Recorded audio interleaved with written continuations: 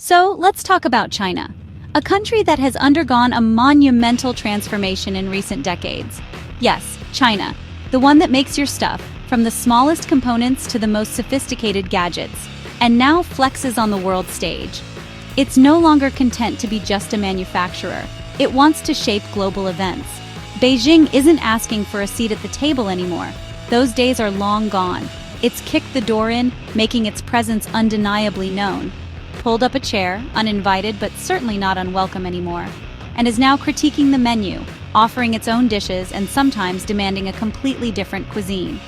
This is a new, swaggering China, confident in its power and influence, leaving Western leaders scrambling to keep up, trying to understand this new dynamic.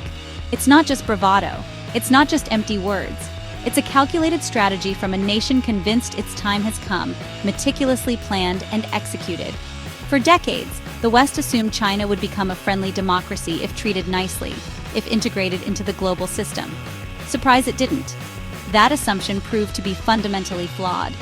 China took the economic playbook, learned the rules of the game, built a powerhouse exceeding all expectations, and decided it liked its own system just fine.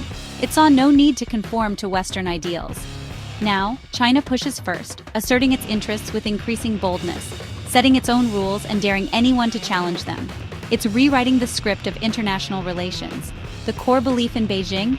What drives this assertive behavior? The West is declining and China is rising. It's a zero-sum game in their eyes. They see Western chaos, the political divisions and economic struggles, and their own rapid progress as proof that their system is superior. This isn't just propaganda.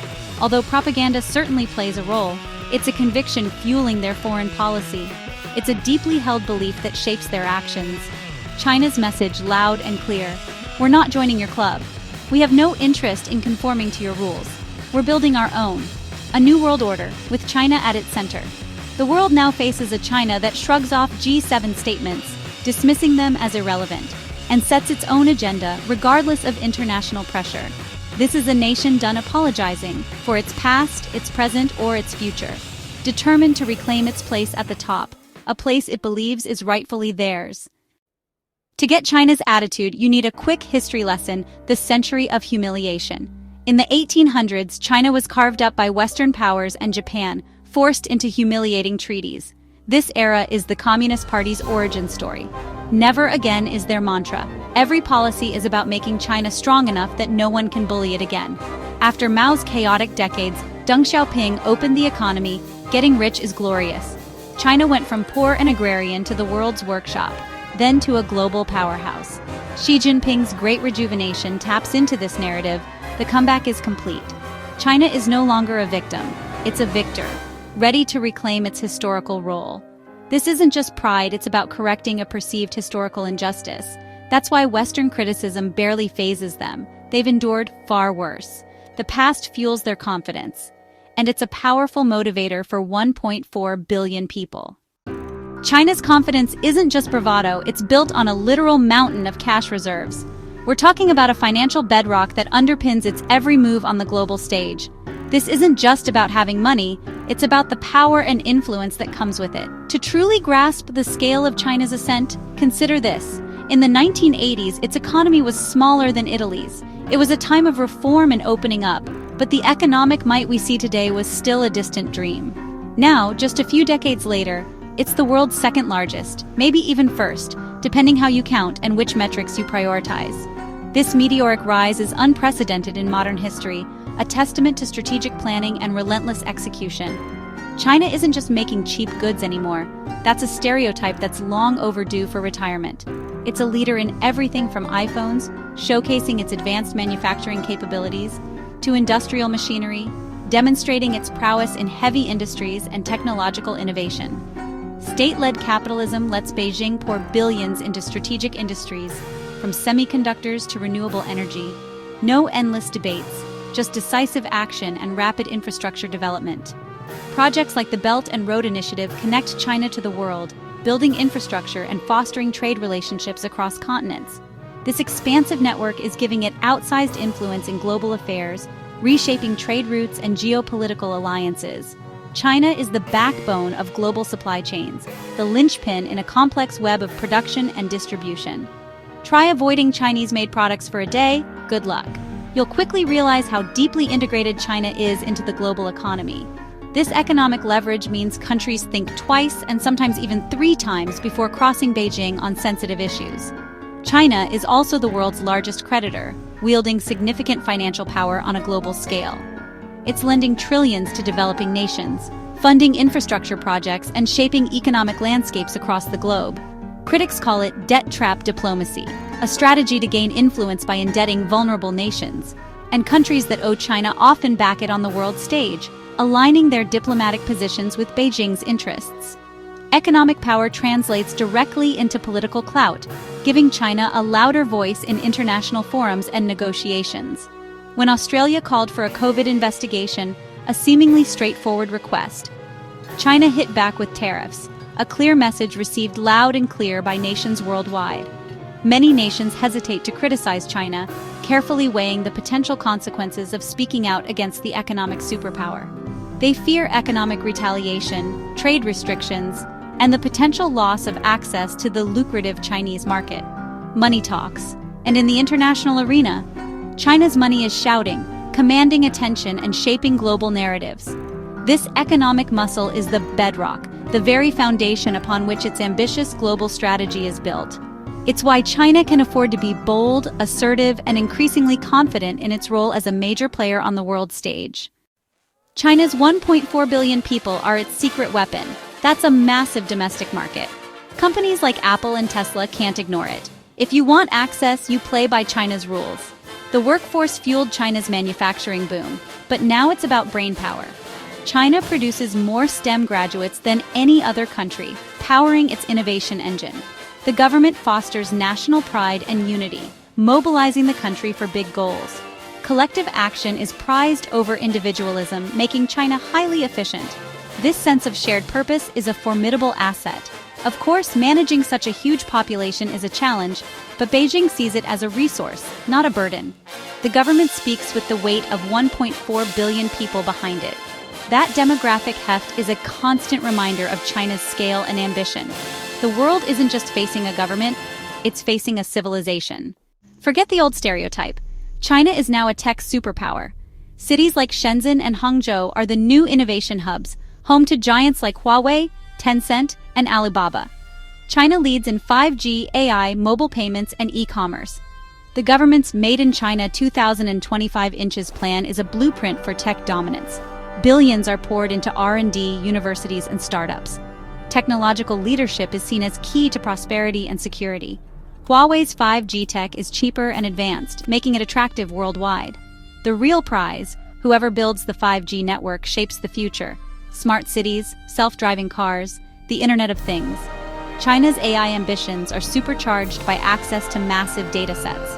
From facial recognition to medical AI, China is racing ahead. This tech prowess is a huge source of national pride. It's why China believes it can outpace the West. China's military is no longer a paper tiger, it's a modern, high-tech force. Defense budgets have soared, funding new ships, stealth fighters, and aircraft carriers. The Navy is now the world's largest by ship count, projecting power far from home. Overseas bases and new carriers challenge U.S. dominance at sea. In the air, China's stealth jets and long-range missiles are designed to keep the U.S. at bay, especially near Taiwan. The strategy makes it too risky for the U.S. to intervene in China's backyard. This military buildup gives Beijing confidence in territorial disputes. China now believes it has the muscle to back up its claims. Direct conflict with the U.S. is unlikely, but China is ready for a regional fight on its terms. Military might underpins China's economic and diplomatic swagger. It's the hard power behind the bold moves. The world is taking notice. How does China stack up against the US and EU? Think of it like a video game. The US is the classic warrior, powerful but tired and distracted by internal squabbles. The EU is a powerful mage, huge market, big influence, but slow and divided. China is the new challenger, massive economy, modern military, and lightning-fast decision-making. China's strength is unity and long-term vision, no election cycles, no endless debates. The leadership sets a goal, and the country moves as one. This makes China a formidable competitor. The US is uneasy about the new challenger. The EU tries to referee and protect its interests. China strides confidently into the arena, convinced it has the edge. It sees the US as declining, the EU as slow, and itself as the disciplined force of the future. That's the source of today's global tension.